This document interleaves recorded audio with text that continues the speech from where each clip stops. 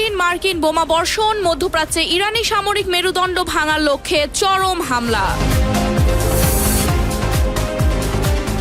লোহিত সাগরে প্রভাব বিস্তারের চেষ্টায় ইয়েমেনের সশস্ত্র গোষ্ঠীকে ইরানের সামরিক সহায়তার অভিযোগ। ইরানকে নিয়ে ট্রাম্পের নতুন কৌশল, জব্দ করা সম্পদে ক্ষতিপূরণের ঘোষণায় ক্ষুব্ধ তেহরান।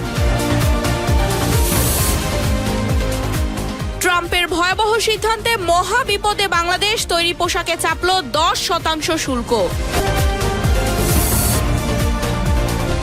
মারাত্মক অস্ত্র সংকটে আমেরিকা, মধ্যপ্রাচ্যের যুদ্ধে শেষ হচ্ছে অত্যাধুনিক মিসাইল। আমেরিকার আকাশ প্রতিরক্ষা ফাঁকি দিয়ে হামলা, মধ্যপ্রাচ্যে মার্কিন ঘাঁটিতে ব্যাপক ক্ষয়ক্ষতি। ইরান যুক্তরাষ্ট্র উত্তেজনা চরমে, ইরানি প্রদেশে বিস্ফোরণ, মার্কিন ঘাঁটিতে তেহরানের পাল্টা আঘাত। এবং ভারতের কেন্দ্রীয় মন্ত্রীর পদত্যাগ, পাঞ্জাব নির্বাচনকে সামনে রেখে রবনীত সিং বিট্টুর নতুন পদক্ষেপ। মধ্যপ্রাচ্যে চলমান সংঘাত যত দীর্ঘ হচ্ছে, ততই সামনে আসছে যুক্তরাষ্ট্রের সামরিক সক্ষমতা নিয়ে নতুন প্রশ্ন। বিশ্বের সবচেয়ে শক্তিশালী সামরিক বাহিনীর অধিকারী দেশটি এখন এমন এক বাস্তবতার মুখোমুখি, যেখানে যুদ্ধক্ষেত্রে ব্যবহৃত অত্যাধুনিক ক্ষেপণাস্ত্রের মজুদ দ্রুত কমে যাচ্ছে। কিন্তু সেই অস্ত্র পুনরায় উৎপাদন করতে লাগতে পারে বছরের পর বছর। ফলে ওয়াশিংটনের কৌশলগত পরিকল্পনা এবং ভবিষ্যৎ যুদ্ধ প্রস্তুতি নিয়ে উদ্বেগ বাড়ছে। মধ্যপ্রাচ্যে চলমান সংঘাত যত দীর্ঘ হচ্ছে, ততই সামনে আসছে যুক্তরাষ্ট্রের সামরিক সক্ষমতা নিয়ে নতুন প্রশ্ন। বিশ্বের সবচেয়ে শক্তিশালী সামরিক বাহিনীর অধিকারী দেশটি এখন এমন এক বাস্তবতার মুখোমুখি, যেখানে যুদ্ধক্ষেত্রে ব্যবহৃত অত্যাধুনিক ক্ষেপণাস্ত্রের মজুদ দ্রুত কমে যাচ্ছে। কিন্তু সেই অস্ত্র পুনরায় উৎপাদন করতে লাগতে পারে বছরের পর বছর। ফলে ওয়াশিংটনের কৌশলগত পরিকল্পনা এবং ভবিষ্যৎ যুদ্ধ প্রস্তুতি নিয়ে আরও উদ্বেগ বাড়ছে। যুক্তরাষ্ট্রের ইন্দো প্যাসিফিক কমান্ডার প্রধান অ্যাডমিরাল স্যামুয়েল পাপারো মার্কিন আইন প্রণেতাদের সামনে সতর্ক করে বলেছেন, মিসাইল বা জামসের মতো উচ্চ ক্ষমতার সম্পন্ন অস্ত্রের উৎপাদন দ্রুত বাড়ানো সম্ভব নয়। তার ভাষায়, উৎপাদন সক্ষমতা বাড়াতে হলে অন্তত 1 থেকে 2 বছর সময় লাগতে পারে। তিনি আরও ইঙ্গিত করে দেন, যুদ্ধক্ষেত্রে ব্যবহারের জন্য যুক্তরাষ্ট্রের অস্ত্র ভাণ্ডারেরও একটি সীমা রয়েছে এবং সেই সীমা বিবেচনা রেখেই প্রতিটি সিদ্ধান্ত নিতে হচ্ছে। প্রতিবেদন অনুযায়ী সাম্প্রতিক হামলাগুলোতে লক্ষ্যবস্তু বেছে নেওয়ার ক্ষেত্রে পরিবর্তন এসেছে।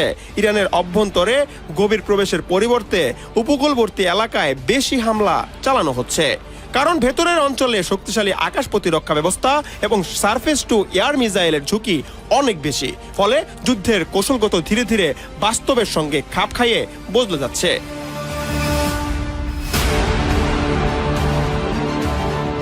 এদিকে মার্কিন কর্মকর্তারা জানিয়েছেন, দীর্ঘ পাল্লায় টিএমএস ক্ষেপণাস্ত্রের মজুদও সীমিত হয়ে আসছে। এই ক্ষেপণাস্ত্র হিমাস রকেট সিস্টেম থেকে নিক্ষেপ করা হয় এবং নির্ভুল আঘাত হানার জন্য পরিচিত।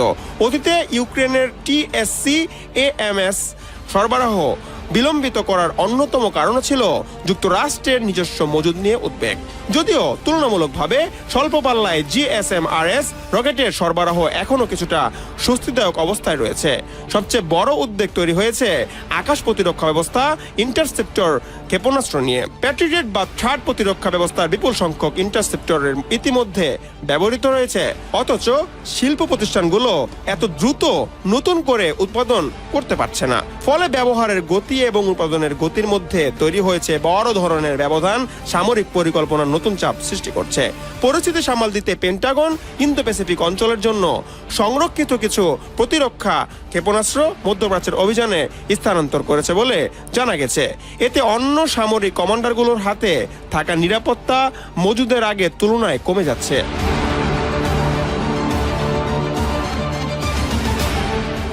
যদিও পেন্টাগনের মুখপাত্র সন কর্নেল দাবি করেছেন, যুক্তরাষ্ট্রের সামরিক শক্তি এখনও বিশ্বের সবচেয়ে শক্তিশালী এবং দেশটির হাতে পর্যাপ্ত সক্ষমতা রয়েছে। তবে বিশেষজ্ঞদের মতে বাস্তব চিত্রটি আগের মতো স্বস্তিদায়ক নয়।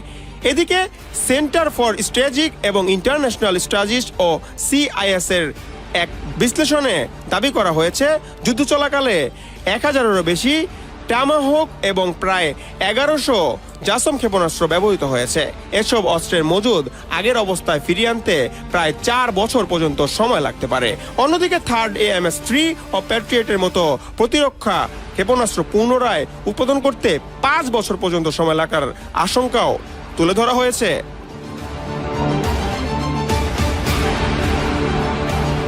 হাসিবুল হোসেন অর্ণব, নজর টেলিভিশন, ইন্টারন্যাশনাল ডেস্ক।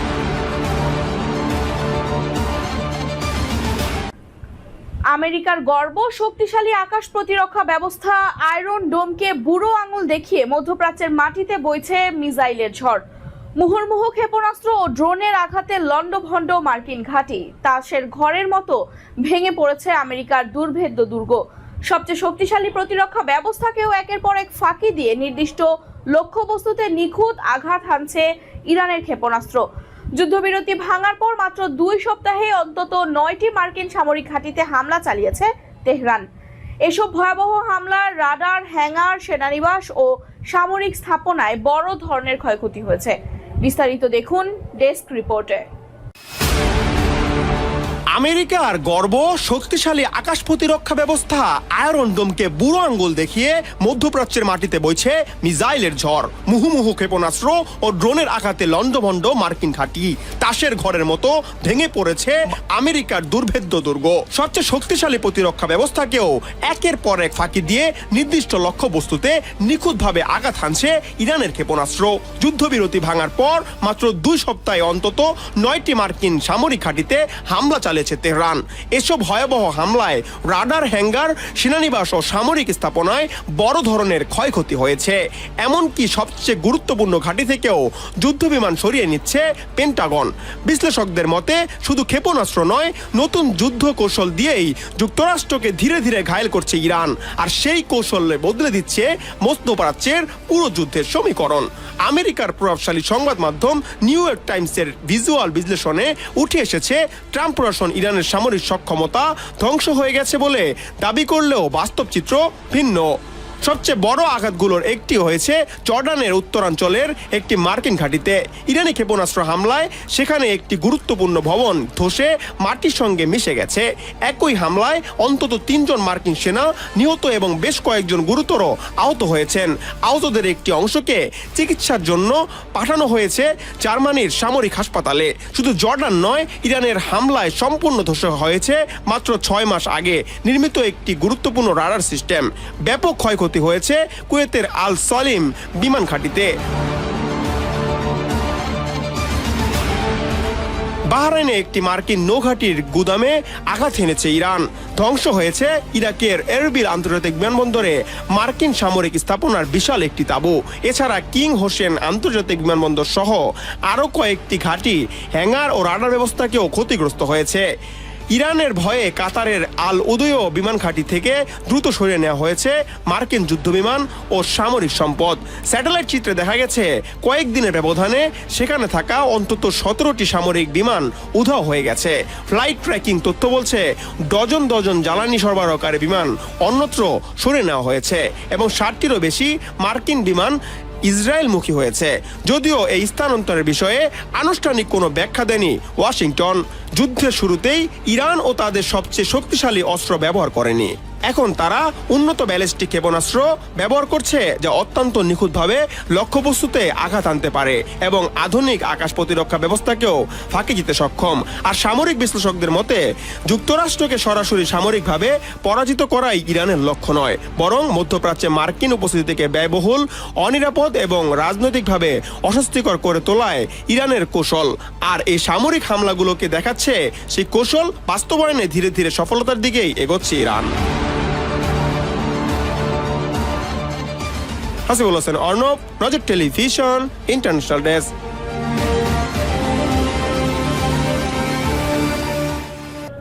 যুক্তরাষ্ট্রে টানা 13 দিনের বিমান হামলার জবাবে মধ্যপ্রাচ্যে মার্কিন ঘাঁটিগুলোতে এবার নতুন করে ড্রোন ও ক্ষেপণাস্ত্র হামলা চালানোর দাবি করেছে ইরান। একই সঙ্গে সম্ভাব্য যে কোনো পরিস্থিতি মোকাবেলায় তাদের সামরিক বাহিনী প্রস্তুত রয়েছে বলে জানিয়েছে তেহরান। মার্কিন সেন্ট্রাল কমান্ড বা সেন্টকম জানিয়েছে বৃহস্পতিবার রাতে তারা ইরানি সামরিক লক্ষ্যবস্তুতে নতুন দফায় হামলা চালিয়েছে। যুক্তরাষ্ট্রের টানা 13 দিনের বিমান হামলার জবাবে মধ্যপ্রাচ্যে মার্কিন ঘাঁটিগুলোতে এবার নতুন করে ড্রোন ও ক্ষেপণাস্ত্র হামলা চালানোর দাবি করে ইসলামী বিপ্লবী গার্ড বা আইআরজিসি। এই সংঘাতের মধ্যেই কৌশলগতভাবে গুরুত্বপূর্ণ হরমুজ প্রণালী দিয়ে যাওয়া 3টি তেলবাহী ট্যাঙ্কার থামিয়ে দেওয়ার দাবি করেছে আইআরজিসি। মাইন বিছানো পথ দিয়ে যাওয়ার সময় একটি ট্যাঙ্কারে বিস্ফোরণে আগুন ধরে যায় এবং বাকি দুটি উল্টো ঘুরে চলে যায়।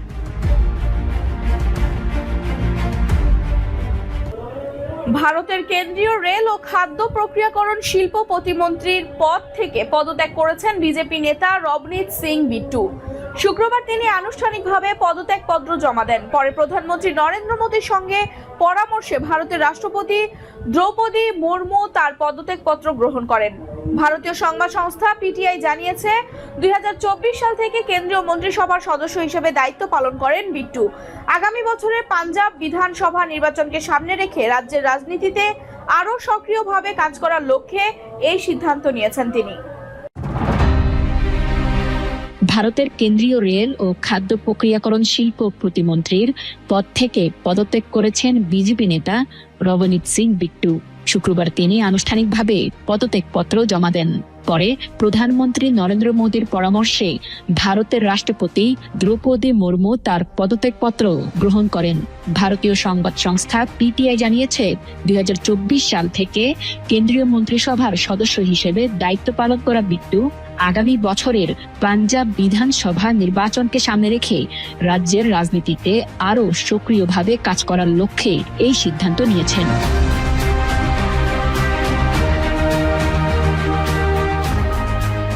গত জুন মাসে তার রাজ্যসভার সদস্য পদের মেয়াদও শেষ হয়েছে। পদত্যাগের আগে বৃহস্পতিবার পাঞ্জাবের মুখ্যমন্ত্রী ভগবন্ত মানের কাছে একটি চিঠি পাঠান রবনীত সিং বিট্টু। চিঠিতে তিনি রাজ্যের বিভিন্ন বিচারাধীন উন্নয়ন প্রকল্প দ্রুত নিষ্পত্তির জন্য মুখ্যমন্ত্রীর হস্তক্ষেপ কামনা করেন। তিনি উল্লেখ করেন, দীর্ঘসূত্রতার কারণে পাঞ্জাবে বেশ কয়েকটি গুরুত্বপূর্ণ রেল অবকাঠামো প্রকল্প বাস্তবায়ন বিলম্বিত হচ্ছে। এসব প্রকল্প দ্রুত শেষ হলে রেল যোগাযোগ উন্নত হবে, অর্থনৈতিক প্রবৃদ্ধি ত্বরান্বিত হবে, শিল্প খাতের বিকাশ সহজ হবে এবং যাত্রী ও পণ্য পরিবহন ব্যবস্থাও আরও কার্যকর হবে বলে তিনি মত দেন। বিট্টুর ভাষ্যে, পাঞ্জাবের সার্বিক উন্নয়ন ও অবকাঠামো সম্প্রসারণে এসব প্রকল্পের দ্রুত বাস্তবায়ন অত্যন্ত গুরুত্বপূর্ণ। আকাশ থেকে বৃষ্টির মতো ঝরছে আগুন, চারপাশ জুড়ে শুধুই ধ্বংস আর হাহাকার। ভাবছেন সব শেষ, কিন্তু না। মহাপ্রলয়ের এই ধ্বংসস্তূপের নিচেই লুকিয়ে আছে এমন এক শক্তি যা কাঁপিয়ে দিচ্ছে বিশ্ব রাজনীতির চাকা। কেউ কি পেরেছে তাকে থামাতে, নাকি আগুনের ভেতর থেকে জন্ম নিচ্ছে নতুন এক পরমাণু দানব? টানা 11 দিন ধরে চলছে মার্কিন বিমান ও ক্ষেপণাস্ত্রের তাণ্ডব। গত 41-42 দিন ধরে মধ্যপ্রাচ্যের আকাশ চিরে ধেয়ে আসছে একের পর এক বিধ্বংসী বোমা। লক্ষ্য একটাই, ইরানের সামরিক মেরুদণ্ড ভেঙে দেয়া। বিস্তারিত দেখুন ডেস্ক রিপোর্টে। আকাশ থেকে বৃষ্টির মতো ঝরছে আগুন, চারপাশ জুড়ে শুধু ধ্বংস আর হাহাকার। ভাবছেন সব শেষ, কিন্তু না। মহাপ্রলয়ের এই ধ্বংসস্তূপের নিচে লুকিয়ে আছে এমন এক শক্তি যা কাঁপিয়ে দিচ্ছে বিশ্ব রাজনীতির চাকা। কেউ কি পেরেছে তাকে থামাতে, নাকি আগুনের ভেতর থেকেই জন্ম নিচ্ছে নতুন এক পরমাণুর দানব? টানা 11 দিন ধরে চলছে মার্কিন বিমান ও ক্ষেপণাস্ত্রের তাণ্ডব। গত 41-42 দিন ধরে মধ্যপ্রাচ্যের আকাশ চিরে ধেয়ে আসছে একের পর এক বিধ্বংসী বোমা। লক্ষ্য একটাই, ইরানের সামরিক মেরুদণ্ড ভেঙে দেয়া। কিন্তু তেহরানের সুরজ ভিন্ন। তাদের বার্তা, আঘাত যত তীব্র হোক, ক্ষেপণাস্ত্র আর ড্রোন তৈরির চাকা 1 সেকেন্ডের জন্য থামেনি। কারখানা থেকে ড্রোন আর মিসাইল তৈরি হওয়া মাত্রই তা চলে যাচ্ছে সরাসরি যুদ্ধক্ষেত্রে। মার্কিন বাহিনী আকাশ চষে বেড়ালেও হদিশ পায়নি ইরানের সেই গোপন সুড়ঙ্গের। সিআইএর গোয়েন্দা রিপোর্ট বলছে, এত হামলার পরও ইরানের 70% ক্ষেপণাস্ত্র মজুদ, একদম অক্ষত। যুক্তরাষ্ট্র যখন কোটি কোটি ডলার খরচ করে এই ড্রোন ঠেকাতে ব্যস্ত, ইরান তখন স্বল্প খরচে আমেরিকার অর্থনীতিতে চাপ বাড়িয়েই চলেছে। কিন্তু আসল চমক তো অন্য জায়গায়। মার্কিন বাহিনী যখন দক্ষিণ পশ্চিমাঞ্চলের দারখবিন পারমাণবিক বিদ্যুৎ কেন্দ্রে আঘাত হানলো, ঠিক তখন ইরান দেখালো তার আসল রূপ। তারা স্পষ্ট জানিয়ে দিল, তাদের পারমাণবিক স্বপ্ন ধুলোয় মিশিয়ে দেওয়া অসম্ভব। পাহাড়ের শত শত ফুট গভীরে গ্রানাইট পাথরের নিচে সুরক্ষিত বাংকারে সগৌরবে ঘুরছে হাজার হাজার অত্যাধুনিক সেন্টিফিউজ। পশ্চিমা গোয়েন্দাদের কপালে চিন্তার ভাঁজ ফেলে আন্তর্জাতিক অস্ত্র নিয়ন্ত্রণ সংস্থা জানাচ্ছে, এত কিছুর পরও ইরানের হাতে এখন মজুদ আছে 10টিরও বেশি পারমাণবিক তৈরির উপযোগী উচ্চ সমৃদ্ধির ইউরেনিয়াম। পশ্চিমা চাপ বাড়ালে যে কোনো মুহূর্তে ইরান ইউরেনিয়াম সমৃদ্ধকরণকে নিয়ে যেতে পারে বোমা তৈরির চূড়ান্ত 90% দোরগোড়ায়। জাতিসংঘের পরমাণু পর্যবেক্ষণ সংস্থার প্রধান রাফায়েল গ্রোসি বারবার প্রদর্শনের আকুতি জানালেও ইরান তার দরজা খোলেনি। ইরান জানিয়ে দিয়েছে, ইউরেনিয়াম সমৃদ্ধ করতে ইরান কারো অনুমতির তোয়াক্কা করে না। ইরানের এই অনমনীয় পরমাণু সক্ষমতার হুঙ্কার কাঁপিয়ে দিয়েছে রিয়াদকেও। মধ্যপ্রাচ্যের শক্তির ভারসাম্য ধরে রাখতে তড়িঘড়ি করে যুক্তরাষ্ট্র সৌদি আরবের সাথে সই করে 30 বছর মেয়াদী পরমাণু চুক্তি। কারণ সৌদি যুবরাজ মোহাম্মদ বিন সালমান আগেই হুঁশিয়ারি দিয়েছিলেন, তেহরান পরমাণু বোমা বানালে রিয়াদও হাত গুটিয়ে বসে থাকবে না। ইরান মুখে বলছে তারা শান্তিপূর্ণ পারমাণবিক প্রযুক্তি চায়, কিন্তু যুদ্ধের এই অগ্নিকুণ্ডে দাঁড়িয়ে তারা আজ বিশ্বের সামনে এক থ্রেশহোল্ড স্টেট ও পরমাণু অস্ত্রের দ্বার প্রান্তে থাকা মহাশক্তি। মার্কিন বোমারু বিমানগুলো যখন আকাশের চক্কর কাটাচ্ছে মাটির গভীর থেকে, তখন পারমাণবিক মহাপ্রলয়ের জানান দিচ্ছে তেহরান। লোহিত সাগরে কি নতুন সংঘাতের ইঙ্গিত? আন্তর্জাতিক বাণিজ্যের অন্যতম গুরুত্বপূর্ণ এই নৌপথ ঘিরে আবারও বাড়ছে উত্তেজনা। এবার ইয়েমেনের সশস্ত্র গোষ্ঠীর সঙ্গে সেনা সামরিক উপদেষ্টা এবং ক্ষেপণাস্ত্র ও ড্রোন সংক্রান্ত সরঞ্জাম পাঠানোর অভিযোগ উঠেছে ইরানের বিরুদ্ধে। বিশ্লেষকদের আশঙ্কা, এর মাধ্যমে লোহিত সাগরের নিজেদের কৌশলগত প্রভাব আরও শক্তিশালী করতে চাইছে তেহরান। লোহিত সাগরে কি নতুন করে সংঘাতের ইঙ্গিত দিচ্ছে? আন্তর্জাতিক বাণিজ্যের অন্যতম গুরুত্বপূর্ণ এই নৌপথ ঘিরে আবারও বাড়ছে উত্তেজনা। এবার ইয়েমেনের সশস্ত্র গোষ্ঠীর কাছে সেনা সামরিক উপদেষ্টা এবং ক্ষেপণাস্ত্র ও ড্রোন সংক্রান্ত সরঞ্জাম পাঠানোর অভিযোগ উঠেছে ইরানের বিরুদ্ধে। বিশ্লেষকদের আশঙ্কা, এর মাধ্যমে লোহিত সাগরে নিজেদের কৌশলগত প্রভাব আরও শক্তিশালী করতে চাইছে তেহরান। রয়টার্সের অনুসন্ধানী প্রতিবেদনে বলা হয়েছে, গত 13 জুলাই একটি বিশেষ ফ্লাইটে ইরান থেকে ইয়েমেনের আইআরজিসি সদস্য ও সামরিক সরঞ্জাম পাঠানো হয়। দুটি ইরানি সূত্রের দাবি, ওই ফ্লাইটে 10 থেকে 21 জন আইআরজিসি সদস্য ছিলেন, যাদের মধ্যে কয়েকজন জ্যেষ্ঠ কমান্ডারও ছিলেন। বিমানটি প্রথমে রাজধানীর ধানায় অবতরণের কথা থাকলেও হামলার কারণে শেষ পর্যন্ত হোহেইদা বন্দরে নামে। ইয়েমেনের সশস্ত্র গোষ্ঠীকে নতুন ক্ষেপণাস্ত্র ব্যবস্থা পরিচালনা ও যুদ্ধ প্রশিক্ষণ দিতেই এসব কমান্ডারকে পাঠানো হয়।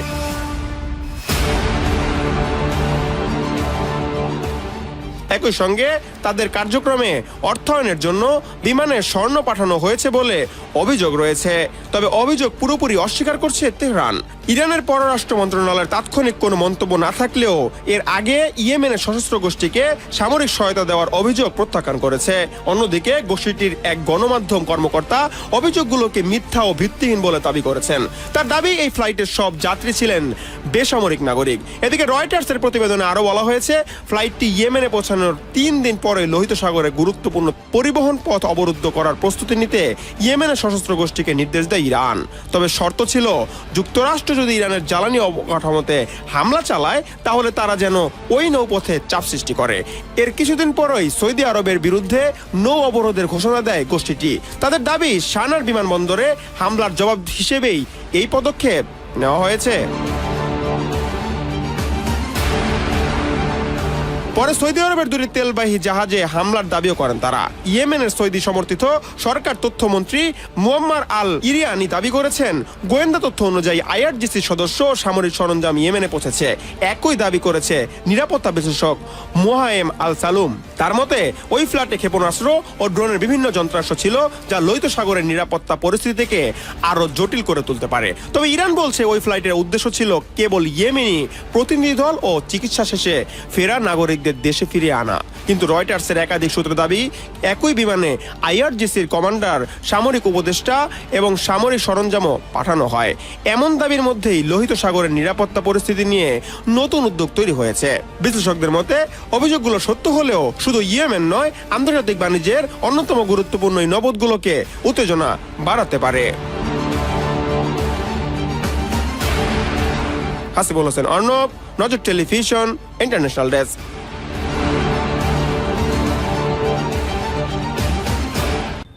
ইরানকে নিয়ে ট্রাম্প এঁটেছেন নতুন ফন্দি। এতে ক্ষুব্ধ তেহরান। ইরানের জব্দ করা সম্পদ দিয়ে এই দেশটিকে ক্ষতিপূরণের ঘোষণা দিয়েছেন তিনি। বিষয়টি যেন এমন পরের ধনে পোদ্দারি। মধ্যপ্রাচ্যের সংঘাত যত দীর্ঘ হচ্ছে ততই বাড়ছে যুক্তরাষ্ট্র ও ইরানের পাল্টাপাল্টি হুঁশিয়ারি। এবার হরমুজ প্রণালীতে জাহাজ চলাচলে হওয়া ক্ষয়ক্ষতির জন্য ইরানের জব্দ করা সম্পদ ব্যবহার করার ঘোষণা দিয়েছেন মার্কিন প্রেসিডেন্ট ডোনাল্ড ট্রাম্প। ইরানকে নিয়ে ট্রাম্প এঁটেছেন নতুন ফন্দি। এতে ক্ষুব্ধ তেহরান। ইরানের জব্দ করা সম্পদ দিয়ে দেশটিকে ক্ষতিপূরণের ঘোষণা দিন ধরেই তেহরান ও ওয়াশিংটনের বিরোধের অন্যতম বড় ইস্যু। গত জুনে যুদ্ধ অবসানের লক্ষ্যে দুই দেশের মধ্যে হওয়া সমঝোতা স্মারকেও বিষয়টি নিয়ে আলোচনা হয়েছিল। তবে সেই উদ্যোগ শেষ পর্যন্ত ভেস্তে যায়। বিভিন্ন আন্তর্জাতিক হিসাব অনুযায়ী বিশ্বের বিভিন্ন দেশে ইরানের প্রায় $100 বিলিয়ন সমমূল্যের সম্পদ জব্দ অবস্থায় রয়েছে। 1979 সালে তেহরানে মার্কিন দূতাবাস জিম্মি সংকটের পর ইরানের সম্পদ জব্দ করে যুক্তরাষ্ট্র।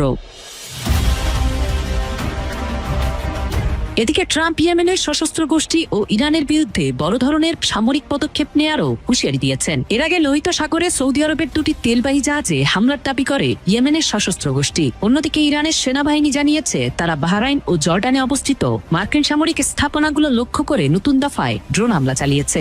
এরই মধ্যে সংঘাতের প্রভাব পড়তে শুরু করেছে বৈশ্বিক জ্বালানি বাণিজ্যে। রয়টার্সের তথ্য অনুযায়ী বৃহস্পতিবার হরমুজ প্রণালী দিয়ে মাত্র একটি তেলবাহী ট্যাঙ্কার অতিক্রম করেছে, যা গত 7 মের পর সর্বনিম্ন।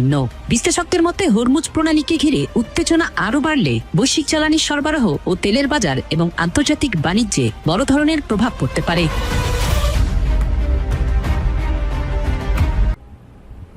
আমেরিকার বাজারে ঢুকতে গেলেই বাংলাদেশের তৈরি পোশাক সহ অন্যান্য পণ্যে নতুন করে 10% শুল্ক বা কর দিতে হবে। মানবাধিকার রক্ষা আর জোরপূর্বক শ্রম বন্ধের অজুহাত দেখিয়ে বাংলাদেশ, ভারত, যুক্তরাজ্য, কানাডা থেকে শুরু করে চীনের মতো 7টি দেশের উপর এই বিশাল শুল্কের বোঝা চাপিয়ে দিয়েছে যুক্তরাষ্ট্রের ট্রাম্প প্রশাসন।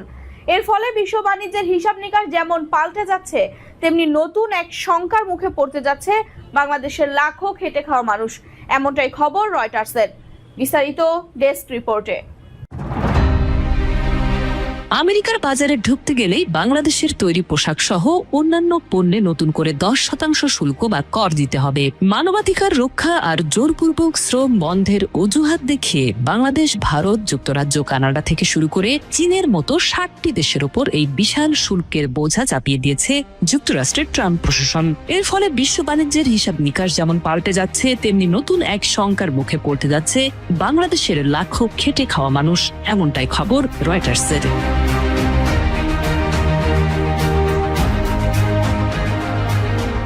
17টি দেশের পণ্যের উপর 10% শুল্ক বসানো হয়েছে। অন্যদিকে চীন সহ বাকি 43টি দেশের উপর বসানো হয়েছে 12.5% শুল্ক। আমেরিকার মোট আমদানির প্রায় 99.4%ই এই শুল্কের আওতায় পড়বে। তবে স্বস্তির বিষয় হলো তেল, গ্যাস, সার ও নির্দিষ্ট কিছু খাদ্যপণ্য এই তালিকার বাইরে থাকছে। বৃহস্পতিবার মধ্যরাতে ট্রাম্প প্রশাসনের জারি করা অস্থায়ী 10% বৈশ্বিক শুল্কের মেয়াদ শেষ হওয়ার ঠিক পরপরই 1974 সালের ট্রেড অ্যাক্টের সেকশন 301 অধীনে নতুন এই শুল্ক কার্যকর করা হয়েছে। 28 জুলাই রাত 12:01 পর্যন্ত যেসব পণ্য পরিবহনে থাকবে সেগুলো কেবল এই কর থেকে আপাতত ছাড় পাবে।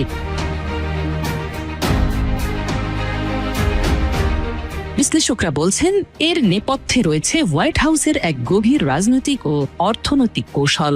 গত ফেব্রুয়ারিতে যুক্তরাষ্ট্রের সুপ্রিম কোর্ট ট্রাম্পের আগের একটি শুল্ক নীতি বাতিল করে দিয়েছিল। সেই আইনি বাধা এড়াতেই এবার মানবাধিকার লঙ্ঘন এবং বাধ্যতামূলক শ্রম বা ফোর্সড লেবারকে হাতিয়ার হিসেবে ব্যবহার করেছে যুক্তরাষ্ট্র। দেশটির বাণিজ্য প্রতিনিধি জেসিমন গ্রিয়ার স্পষ্ট জানিয়েছেন, জোরপূর্বক শ্রমের মাধ্যমে উৎপাদিত পণ্যের আমদানি বন্ধে আমেরিকা বদ্ধপরিকর। আর এখন অন্যান্য দেশেরও সেই একই পথে হাঁটার সময় এসেছে। এছাড়া এই শুল্ক যুদ্ধে সবচেয়ে বড় টার্গেট চীন, সেটিও স্পষ্ট। উইঘুর মুসলিম সংখ্যালঘুদের শ্রম শিবিরে আটকে রেখে কাজ করানোর যে দীর্ঘদিনের অভিযোগ যুক্তরাষ্ট্রে রয়েছে, বেইজিং তা বরাবরের মতোই অস্বীকার করে আসছে। তবে ট্রাম্প প্রশাসন পরিষ্কার করে দিয়েছে, চীনের সাথে চলমান বাণিজ্য স্নায়ুযুদ্ধ সহসায় থামছে না। আন্তর্জাতিক বাজারে বাংলাদেশি পণ্যের দাম 10% বেড়ে গেলে রপ্তানি কমার মারাত্মক ঝুঁকি তৈরি হবে। আর কারখানায় অর্ডার কমলে কাজ হারাবেন আমাদের দেশের হাজারো সাধারণ সাধারণ পোশাক শ্রমিক। পরাশক্তিদের বাণিজ্য যুদ্ধ ও নিজেদের অর্থনীতি টিকিয়ে রাখার এই চালে সবচেয়ে বেশি ক্ষতির শিকার হবে উন্নয়নশীল দেশের খেটে খাওয়া মানুষ। আন্তর্জাতিক রাজনীতি আর অর্থনীতির এই মারপ্যাচে বাংলাদেশের মতো দেশগুলোর এখন নতুন বাজার খোঁজার ও কূটনৈতিক তৎপরতা বাড়ানোর কোনো বিকল্প নেই। কুমিল্লার লাকসাম উপজেলার উত্তরদা ইউনিয়নের ৪ নং ওয়ার্ডের নারীদিয়া সরকারি প্রাথমিক বিদ্যালয় মাঠে এক উঠান বৈঠক অনুষ্ঠিত হয়েছে।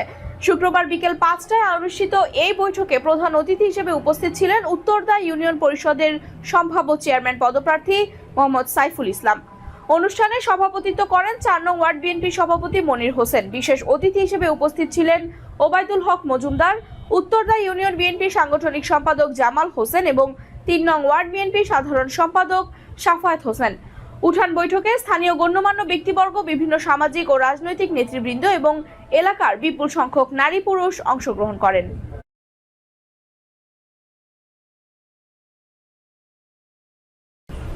কুষ্টিয়া সীমান্তে বর্ডার গার্ড বাংলাদেশ বিজিবি পৃথক পৃথক অভিযান পরিচালনা করে ১১,২২,২০০ টাকা মূল্যের ভারতীয় মাদকদ্রব্য উদ্ধার করেছে। কুষ্টিয়া ব্যাটালিয়ন ৪৭ বিজিবির অধিনায়ক লেফটেন্যান্ট কর্নেল রাশেদ কামাল রনি এই তথ্য নিশ্চিত করে বলেন, সুনির্দিষ্ট ও নির্ভরযোগ্য গোয়েন্দা তথ্যের ভিত্তিতে ২৫ জুলাই ৪০পাড়া ও রামকৃষ্ণপুর সীমান্ত থেকে মালিকবিহীন অবস্থায় পৃথক দুটি অভিযানে সর্বমোট ৪৮ বোতল স্কাফ সিরাপ, ৪ কেজি গাঁজা, ১,৬১০ পিস ডেক্সামেথাসোন ট্যাবলেট এবং ২,০২০ পিস সিপ্রোহেপটাডিন ট্যাবলেট উদ্ধার করা হয়েছে।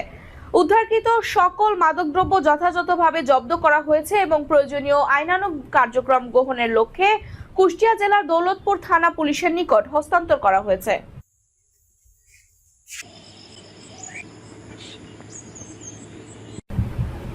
সাভারের আশুলিয়ায় পুলিশের সঙ্গে শীর্ষ সন্ত্রাসী শুটার বাপ্পি ও তার বাহিনীর গোলাগুলির ঘটনা ঘটেছে। শনিবার দুপুরে জামগড়ার চৌধুরী প্লাজায় গোপন সংবাদের ভিত্তিতে এই অভিযান চালায় পুলিশ। উপস্থিতি টের পেয়ে সন্ত্রাসীরা গুলি ছুড়লে আত্মরক্ষার্থে পুলিশও পাল্টা গুলি চালায়। তবে গ্রেফতার এড়াতে এক পর্যায়ে এক নারীকে জিম্মি করে পুলিশের সামনে দিয়ে পালিয়ে যায় শুটার বাপ্পি। জিম্মি ওই নারীর জীবনের নিরাপত্তার কথা ভেবে তখন আর গুলি চালায়নি পুলিশ। পলাতক বাপ্পিকে গ্রেফতার এবং ভবনে থাকা তার অন্যান্য সহযোগীদের ধরতে এলাকাটি ঘিরে রেখেছে পুলিশের অভিযান অব্যাহত রয়েছে।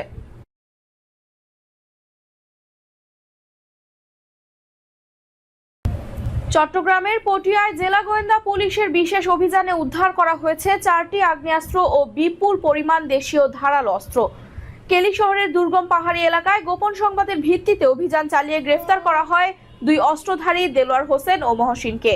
পরবর্তীতে তাদের দেয়া তথ্যের ভিত্তিতে তল্লাশি চালিয়ে ২টি একনলা বন্দুক, ২টি এলজি, ৬টি কিরিচ এবং ৫টি রামদা উদ্ধার করে পুলিশ। এক প্রেস ব্রিফিংয়ে চট্টগ্রাম জেলা পুলিশ সুপার মোহাম্মদ মাসুদ আলম জানান, অপরাধ ও অবৈধ অস্ত্রের বিরুদ্ধে পুলিশের জিরো টলারেন্স নীতি অব্যাহত থাকবে এবং সংশ্লিষ্ট সন্ত্রাসী চক্রকে আইনের আওতায় আনতে তদন্ত চলছে। কাজ করে যাচ্ছে, তারই ধারাবাহিকতায় আপনারা দেখেছেন যে পটিয়া উপজেলার যে কেলিশহর ইউনিয়ন আছে, ইউনিয়নের একেবারে প্রত্যন্ত এলাকায়, যেটা আপনার দুর্গম পাহাড়ি এলাকা, সেই এলাকায় আমাদের ডিবি পুলিশ, বিশেষ করে অতিরিক্ত পুলিশ সুপার ডিবি ইব্রাহিমের নেতৃত্বে একটা দুর্ধর্ষ অভিযান পরিচালনা করা হয়। এখানে করেছে ডিবির টিম এবং সাথে পটিয়া থানার টিম। এই দুইটা টিম কেলিশহর এই চট্টগ্রামের দুর্গম এলাকার সুযোগ নিয়ে অনেক ছোট ছোট অনেক বাহিনী বা অনেক সন্ত্রাসী গোষ্ঠী গড়ে উঠেছিল। তারা তাদের হয়তোবা খুব আমাদের সূচনা মাত্র, এগুলো আমরা ভবিষ্যতে আপনারা দেখবেন। বাহিনী আছে বিভিন্ন দপ্তরের, আমাদের আইন শৃঙ্খলা বাহিনী যারা আছে কাজ করে, তাদের সাথে সবার সাথে আমরা সমন্বয় করে আমরা যারা এই ধরনের কার্যক্রমের সাথে জড়িত তাদেরকে আস্তে আস্তে আমরা আইনের আওতায় নিয়ে আসব। মানিকগঞ্জ ২ আসনের সংসদ সদস্য মইনুল ইসলাম খান সদর উপজেলার হাটিপাড়া ইউনিয়নের বরুন্ডিহাট বনপরিল বাজার সড়কের ৪,১০০ মিটার পুনর্বাসন কাজের উদ্বোধন করেছেন। দুপুরে আয়োজিত অনুষ্ঠানে তিনি আনুষ্ঠানিকভাবে সড়কটি পুনর্বাসন কাজের উদ্বোধন করেন। এ সময় স্থানীয় সরকার প্রকৌশল অধিদপ্তরের নির্বাহী প্রকৌশলী মোহাম্মদ জামাল উদ্দিন, সদর উপজেলা নির্বাহী কর্মকর্তা মৌসুমী নাসরিন, জেলা যুবদলের আহ্বায়ক কাজী দীপু এবং বিএনপির স্থানীয় নেতারা উপস্থিত ছিলেন। উদ্বোধন শেষে সংসদ সদস্য মইনুল ইসলাম খান সফর সঙ্গীদের নিয়ে কলিগঙ্গা নদীর ওপর নির্মাণাধীন সেতুর কাজ পরিদর্শন করেন। না ওনারা করতেছে ওনাদের মতো করুক, উনি তো দেখতেছে এটা। আর যারা জায়গা আছে বেচেন না এখন।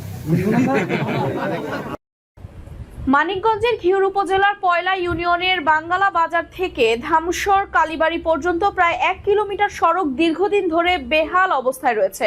টানা বর্ষণে সড়কের বিভিন্ন স্থানে মাটি ধসে পড়ায় যানবাহন ও পথচারীদের চলাচল প্রায় বন্ধ হয়ে গেছে। এতে ঘিওর ও দৌলতপুর উপজেলার হাজারো মানুষ দুর্ভোগে পড়েছেন। স্থানীয়দের অভিযোগ, 2023-24 অর্থ বছরে স্থানীয় সরকার প্রকৌশল অধিদপ্তরের আওতায় সড়কটির উন্নয়ন কাজ শুরু হলেও বারবার ঠিকাদার পরিবর্তনের কারণে তা শেষ হয়নি। ফলে প্রতি বর্ষায় সড়কটি চলাচলের অনুপযোগী হয়ে পড়ে। এ বিষয়ে ঘিওর উপজেলা এলজিইডি কর্মকর্তা প্রকৌশলী মোহাম্মদ আলী জানিয়েছেন, দৈর্ঘ্য 5040 মিটার রাস্তাটির নির্মাণ কাজের সামগ্রীর মূল্য বৃদ্ধি পাওয়ায় আগের ঠিকাদার কাজ অসমাপ্ত রেখে সরে যান।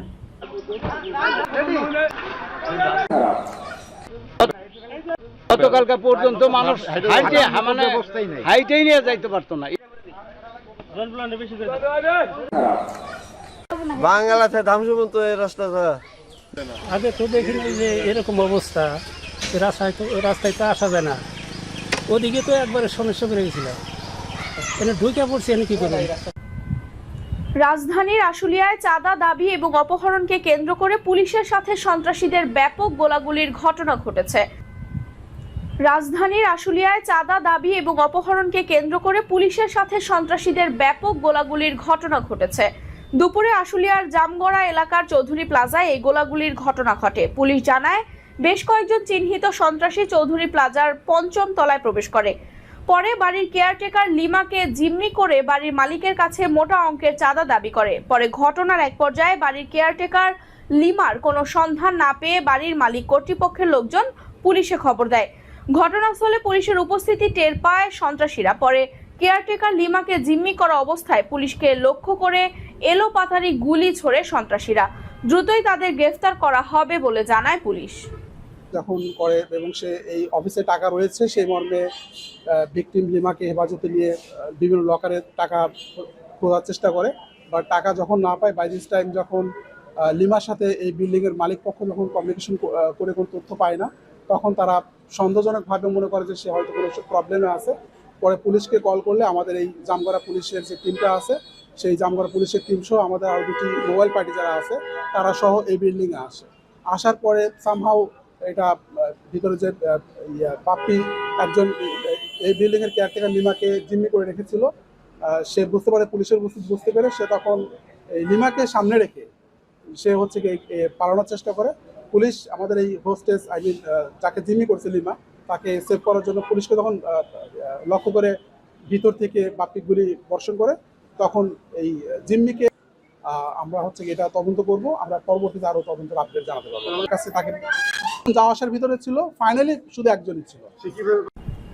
জমি রক্ষার লড়াইয়ে হারিয়েছেন নিজের সন্তানকেও, তবুও থেমে থাকেনি সংগ্রাম। দীর্ঘ 17 বছরের আইনি লড়াই শেষে অবশেষে আদালতের রায়ে নিজেদের জমির মালিকানা ও দখল ফিরে পেয়েছে আশুলিয়ার একটি ভুক্তভোগী পরিবার।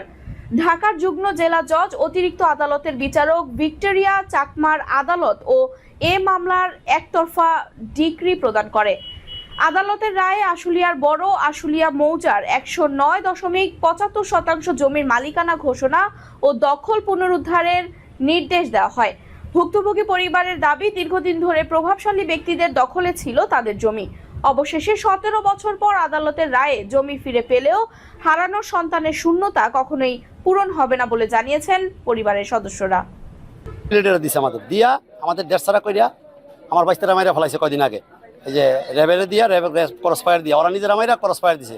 মেজর হাসান সাহেব মারছে গুলি করে না, এই সামনে মারছে, এই সামনে মাইরা ফেলাই দিছে না, মাইরা ফেলাই পর আমাদের আসতে দেয় নাই, বাউন্ডারি কইরা জায়গা বেঁচে লাইছে। ফজলের ছেলে সেলেমে বেচছে, সেই দলিলপত্র এখন সব আপনার বাদ করে দিচ্ছে সরকারে। ওই দেখেন সাইনবোর্ড, আপনারা সত্যনারায়ণ ম্যাজিস্ট্রেট সাহেবের কথা কন, জজ আছে ম্যাজিস্ট্রেট আছে, কথা বলে জিজ্ঞেস করেন সত্য কিনা। আর এই দেশের মধ্যে জিজ্ঞেস করেন এই জায়গাটা আমার বাপদাদার কিনা। ওদের কোনো পর্চা নাই এই দেশে, এসএ পর্চা, আরএস পর্চা, বিএস পর্চা নাই। এই ছেলেটা জিজ্ঞেস করেন আমার বাপদাদার জায়গা কিনা। জন্মভূমি এখানে, এই মাটিতে আমার জন্ম, এখানে আমি আসতে পারিনি। তো আজকে গত মাসে আমি 24 তারিখে জমির রায় পাই, কোর্ট থেকে আমাকে দলিল বাতিলের রায় দেয় এবং ডিগ্রি করে দেয় একতরফা। ওনারা এ পর্যন্ত কোর্টে হাজির হয় নাই একদিনও। ওনাদের দলিল ভুয়া বলে মানে হয়েছে, প্রমাণিত হয়েছে ভুয়া বলে।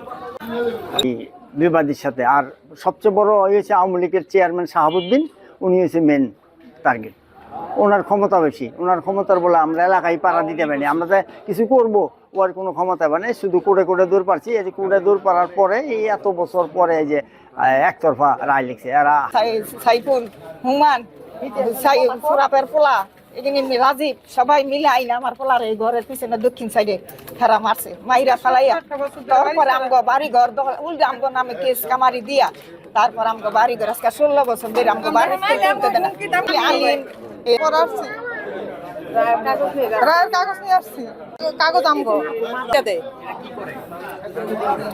বিবাদীগণ কোর্টে হাজির হয়েছিল, হাজির হইয়া তাদের কোনো সন্তোষজনক জবাব দিতে পারে নাই, কোনো বৈধ কাগজপত্র দেখাইতে পারে নাই। তারপর ওরা আস্তে করে চুপ হয়ে গেছে। আর বাদীগণের এই দাবি সঠিক মর্মে বুঝতে পাইরা বাদীগণের পক্ষে একতরফা রায় ডিগ্রি দিচ্ছে। এই রায় অনুযায়ী এই জায়গার মালিক এই বাদীগণ এবং এই যে বিবাদীরা যে একটা ভুয়া দলিল করছিল ওই দলিলটা বাতিলের আদেশ দিছে। আর এই দখলটা বাদীগণ বিজ্ঞ আদালতের কাছে চাইছে, আদালত সেই আবেদন অনুযায়ী দখলের আদেশ প্রদান করছে। সেই আদেশ অনুযায়ী বাদীগণ আজকে ইয়ের সম্পত্তির দখল বুঝে নিলেন। মাঠের মধ্যে একটি ছোট ঘর বা কৃষি শেড, কৃষকদের ফসল পাহারা দেয়া, সার বীজ নিরাপদে রাখা এবং রোদ বৃষ্টির সময় জিরিয়ে নেওয়ার সুবিধা দিয়ে তাদের দৈনন্দিন ভোগান্তি ও শ্রম বহুলাংশে কমিয়ে দিতে পারে। কাজের ফাঁকে রোদ ও বৃষ্টি থেকে বাঁচার জন্য কৃষক ও শ্রমিকদের আশ্রয়স্থল হিসেবে কাজ করে একটি শেড, এমনটাই দাবি স্থানীয় কৃষকদের। কুষ্টিয়ার কুমারখালী যদুবয়রা ইউনিয়নের দক্ষিণ ভবানীপুর থেকে বিস্তারিত জানাচ্ছেন এনএইচ সোহান। আমি এই মুহূর্তে দাঁড়িয়ে আছি কুষ্টিয়ার কুমারখালী উপজেলার যদুবয়রা ইউনিয়নের 1 নম্বর ওয়ার্ড অর্থাৎ দক্ষিণ ভবানীপুর মাঠের মধ্যে। আমার পিছনে যে ঘরটি, ভাঙা ঘরটি দেখতে পাচ্ছেন, আসলে এই ঘরটি তৈরি করা হয়েছিল এই অঞ্চলের কৃষকদের জন্য। যখন বর্ষা মৌসুম, বৃষ্টি বাদল, ঝড় হবে তখন কৃষকরা এই ছাউনির নিচে এসে দাঁড়াবে। তো সেই ঘরটা আসলে ভেঙে গিয়েছে। তো সেই দৃশ্যটা আমি দেখানোর চেষ্টা করব যে আসলে এখানে কয়েক কিলোমিটারের মধ্যে কোনো বাড়িঘর নেই, একেবারে মাঠ, শুধু মাঠ। তো এই অঞ্চলের যে সকল কৃষক এই মাঠে কাজ করে তারা ঝড় বৃষ্টি এবং যখন হচ্ছে প্রখর রোদ হয় সেই রোদের মধ্যে আসলে রেস্ট নেওয়ার জন্য এই ছাউনির নিচে আসতো। তো আমরা জানি যে যদুবয়রা ইউনিয়ন পরিষদের পক্ষ থেকে এই ছাউনিটি করা হয়েছিল। তো গত কয়েক বছর আগে ঝড়ে এই ছাউনিটি উড়ে যায় এবং এই টিন বা এখানকার যে সকল সরঞ্জামাদি ছিল আসলে সেইগুলো খুঁজে পাওয়া যায় না। তো এই মুহূর্তে আমার সামনে কয়েকজন স্থানীয় কৃষক উপস্থিত আছে, তাদের কাছে আসলে জানার চেষ্টা করব যে এই ঘরটা কি কারণে এখানে নির্মাণ করা হয়েছিল, এখন এই ঘরের যে সকল চাল, লোহার অ্যাঙ্গেল ছিল সেইগুলো আসলে কোথায় আছে। তো আমি আপনার কাছে একটু জানার চেষ্টা করব যে এই ঘরটা আসলে কে নির্মাণ করেছিল। আর আমরা দেখতে পাচ্ছি যে এই ঘরের চাল নেই, কি কারণে এই ঘরটা নির্মাণ করা হয়েছিল আর চাল নেই কেন? সাবেক যদুবয়রা ইউনিয়নের সাবেক চেয়ারম্যান মরহুম মারা গেছেন শরীফুল ইসলাম, উনি আমাদের অনুরোধে, এলাকাবাসীর অনুরোধে এই ঘরটা করে দিয়েছিল জনগণের এবং কৃষকের সুবিধার্থে। নামাজ পড়া এবং খাই দায় যে বৃষ্টির মুহূর্তে, ঝড় বৃষ্টির সময় ডাক মারে, অনেক সময় ঘরের সামনে নিচে আসতাম আমরা। কিন্তু এই ঘরটা অলৌকিকভাবে ঝড় 2 বার করে দিয়েছেন উনি, কিন্তু এই ঝড়ে ভেঙে যায়। তারপরে আর উনি ছিলেন না। পরবর্তীতে সাবেক রূপ সাহেব এমপি হওয়ার পরে আমরা তাদের লোকজনের কাছে বলছিলাম, করে দেওয়ার আশ্বাসও দিয়েছিলেন। কিন্তু গত 24 সালের 5ই আগস্টের 5 তারিখের পরে অবশ্য এমপি নেই। আমরা এই এলাকার কৃষক অনেক কষ্টের মধ্যে, এখন খাওয়ার সময় বৃষ্টি আসতেছে, যাওয়ার জায়গা নাই।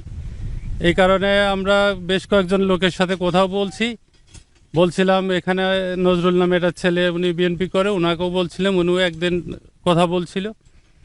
এই যে রোডটা হলো এইমাত্র কিছুদিন আগে, এখনও পিচ ঢালাই হয়নি। কন্ট্রাক্টরকেও আমরা অনুরোধ করছিলাম যে আমরা আপনারা আমার এই ছাদটুকু করে দেন। ওনারা আশ্বাসও দিয়েছিল, কিন্তু পরবর্তীতে আর উনিও করেননি। এটা যদি হয় তা এলাকাবাসীর পক্ষ থেকে মানে খুবই সুবিধা হয়। নামাজ পড়া হয় এখানে, খায় দায় করা হয়, ডাক বৃষ্টির সময় আমরা এখানে রেস্ট নিই। এলাকায় কোনো ঘরবাড়ি নাই, টিউবওয়েল আছে, রাস্তা আছে। এটা এই এলাকার কৃষকের জন্য খুব একটা ভালো কাজ ছিল, কিন্তু যে কোনো কারণে আল্লাহ কিভাবে ঝড় বৃষ্টির কারণে এখান থেকে দুইবার টিন দেওয়ার পরেও থাকে না। তা আমরা এলাকাবাসীর পক্ষ থেকে আপনাদের মাধ্যমে দেশবাসীকে জানাতে চাই এবং সরকারকে জানাতে চাই, যাতে এইটা একটু ছাড় দিলে আমার মনে হয় যে হয়তোবা টিকতে পারে, এলাকার কৃষকের জন্য উপকার হয়। ধন্যবাদ আপনাকে। আমি এই ঘরটা আসলে দেখানোর চেষ্টা করব যে এখানে আসলে প্লারগুলো দাঁড়িয়ে আছে। তো আমরা জানি যে এই ঘরটা আসলে নির্মাণ করা হয়েছিল একেবারে মাঠের মাঝখানে। আসলে এখানে ঝড়ের যে গতিবেগ, সেই গতিবেগটা আসলে এই ঘর সহ্য বা সইতে পারছিল না। এই জন্য এই ঘরটা আসলে বাতাসে উড়ে গিয়েছে। আমরা জানি যে এখানে এই ঘরটা যদি আবার পুনরায় নির্মাণ করা হয় তাহলে এখানে কংক্রিটের ছাদ তৈরি করতে হবে। আর ছাদ তৈরি না করলে এই মাঠের মধ্যে থাকবে না, কারণ মাঠের মধ্যে এমনিতে ফাঁকা জায়গায় প্রচণ্ড গতিতে বাতাস বয়ে যায়, আর এই বাতাসের কারণে এই ঘরটা উড়ে গিয়েছে। তো এখানকার স্থানীয় যারা কৃষক তারা আসলে দাবি তুলেছে যে এই ঘরটা কংক্রিটের একটা ছাদ নির্মাণ করা হোক। এখানে টিনের ছাউনি দেওয়া হয়েছিল লোহার অ্যাঙ্গেল দিয়ে, কিন্তু এখানে বাতাসের গতিবেগ বেশি থাকায় সেটা পরবর্তীতে আসলে উড়ে গিয়েছে এবং ভেঙে গিয়েছে। তো এখানকার কৃষকরা দাবি তুলেছে যে এটা কংক্রিটের একটি ছাদ নির্মাণ করা হোক। এটা নির্মাণ করলে এখন যেহেতু বর্ষা মৌসুম, আমরা জানি যে বর্ষা মৌসুমে মাঠের মধ্যে কাজ করা এক প্রকার সে দুরূহ ব্যাপার। সেই বিষয়টা মাথায় রেখেই কৃষকরা বলছে যে এখানে যদি ছাদ দেওয়া হয় তাহলে বর্ষা মৌসুম বা বৃষ্টির মধ্যে এই ছাদের নিচে এসে কৃষকরা দাঁড়াইতে পারবে, দুপুরবেলা নামাজ কালাম পড়তে পারবে এবং আমরা জানি যে এখানে রেস্ট নিতে পারবে। কিন্তু এখন এই ছাউনি না থাকার কারণে তাদের রেস্ট নেওয়ার জন্য আসলে বাড়ি যেতে হয়। আমরা জানি যে এখানে কয়েক কিলোমিটারের মধ্যে আশেপাশে কোনো জনবসতি নেই। দূর থেকে অর্থাৎ 2-3 কিলোমিটার দূর থেকে কৃষকরা এখানে আসেন। তাদের দুপুরবেলা ভাত খাওয়ার মতো জায়গা নেই, যেহেতু মাঠের মধ্যে একেবারে ফাঁকা, কোনো গাছপালা নেই, এই একটাই ছাউনি ছিল। তো এই অঞ্চলের স্থানীয় কৃষকরা দাবি তুলেছেন উপজেলা নির্বাহী মহোদয়ের বরাবরে। তো আসলে আমিও কুমারখালী উপজেলা নির্বাহী কর্মকর্তার দৃষ্টি আকর্ষণ করছি। আসলে এই কৃষকদের কথা মাথায় রেখে এই ছাউনিটা নতুন করে অর্থাৎ কংক্রিটের ছাদ তৈরি করা হোক। আর ছাদ তৈরি করলে এই অঞ্চলের কৃষকরা ঝড় বৃষ্টি, বর্ষা বাদল এবং প্রখর রৌদ্রের মধ্যে এই মাঠে কাজ করতে পারবে।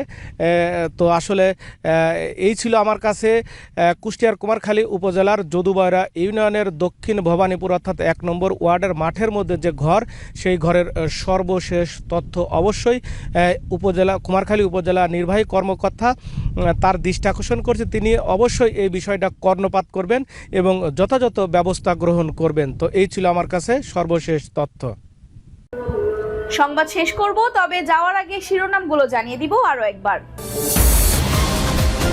টানা 11 দিন মার্কিন বোমা বর্ষণ, মধ্যপ্রাচ্যে ইরানি সামরিক মেরুদণ্ড ভাঙার লক্ষ্যে সম্পদে ক্ষতিপূরণের ঘোষণায় ক্ষুব্ধ তেহরান। ট্রাম্পের ভয়াবহ সিদ্ধান্তে মহা বিপদে বাংলাদেশ, তৈরি পোশাকে চাপল 10% শুল্ক। মারাত্মক অস্ত্র সংকটে